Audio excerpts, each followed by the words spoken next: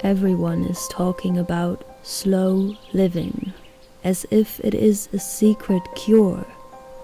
But what if I told you it is not the magical secret to happiness? What if I told you slowing down, decluttering, being present will leave you feeling empty and overwhelmed?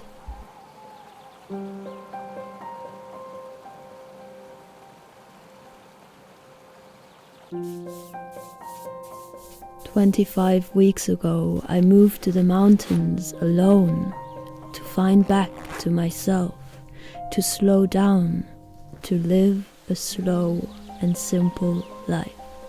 And today's story is about me realizing that a slow life won't make me happy.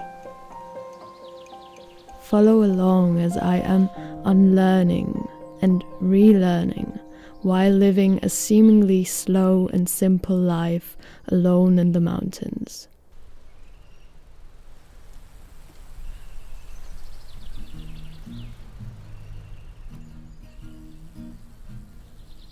This week I drove 10 kilometers through the forest, mostly uphill, to one of the most magical places I have ever seen. Driving along the empty streets, trying to escape the silence, escape the sadness of the world and those around me. Why is it that the first instinct we have when life gets unpredictable is run?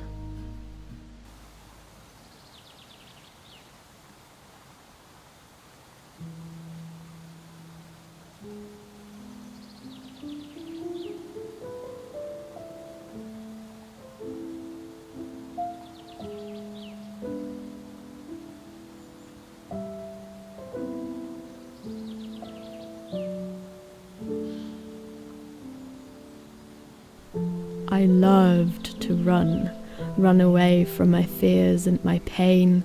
Slowing down, I realized that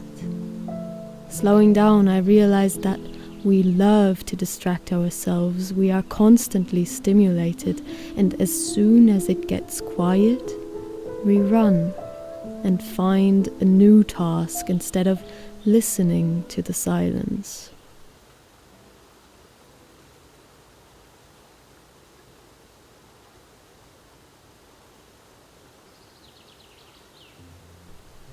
No one tells you this. When you strip away the noise, the distractions, the busyness of modern life, you are left with yourself. And that emptiness, that silence can be deafening. It will be terrifying. You might not like what you see and hear. Without constant stimulation, there is nowhere to hide. And I felt that myself. I have always been drawn to the silence, although it scared me. The more silent it got, not only outside but inside, the deeper the revelations. Slowing down brought me face to face with everything I have been trying to avoid. Boredom, guilt, the voice in my head telling me I should be doing more, childhood trauma. I had spent years pretending to be okay, trying to not show weakness under any circumstances. And I thought slowing down would help me to let go. I always thought that living a slow life would be just that, living a slow life.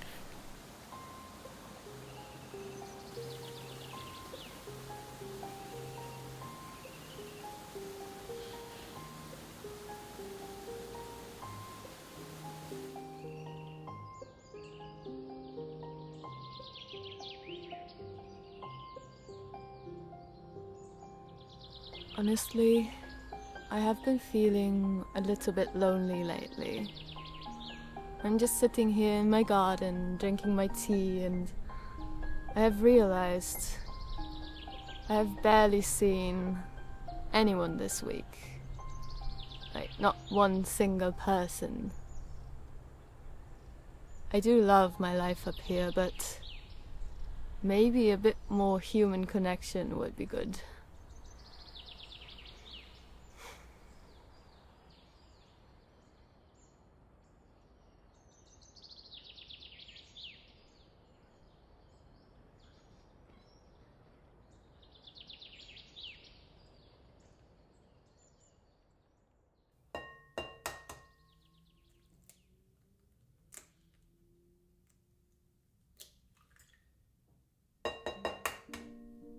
But it is not as easy as it seems.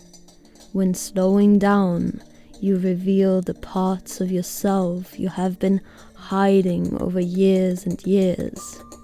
And slowing down won't erase your pain, it will reveal it. And that can be messy. For me, it definitely was and still is.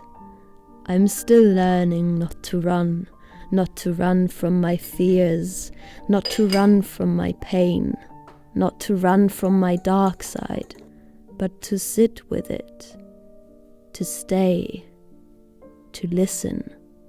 Because a slow life isn't a promise of happiness. Maybe it is a chance to face the parts of yourself you have forgotten to accept, acknowledge, and even love.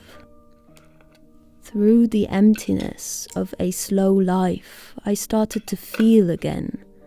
Not just the good things, but everything. The grief, the pain, the ache of being human. In the end, the question that comes up is, what even is this thing called happiness?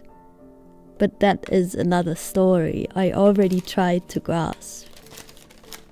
I think a slow life can be a great first step of unveiling.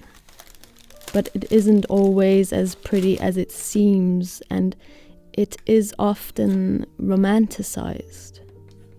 Just find your own way of slow living. Make up your own rules. There are no perfect steps on how to live a slow and happy life.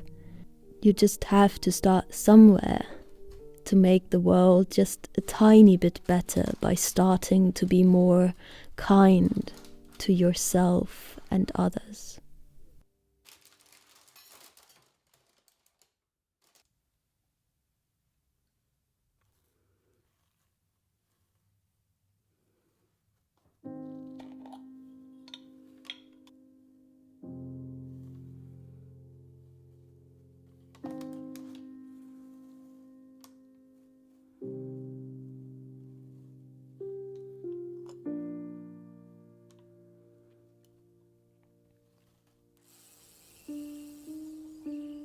So here I am, asking you what you would find if you finally stopped running and started to actually slow down.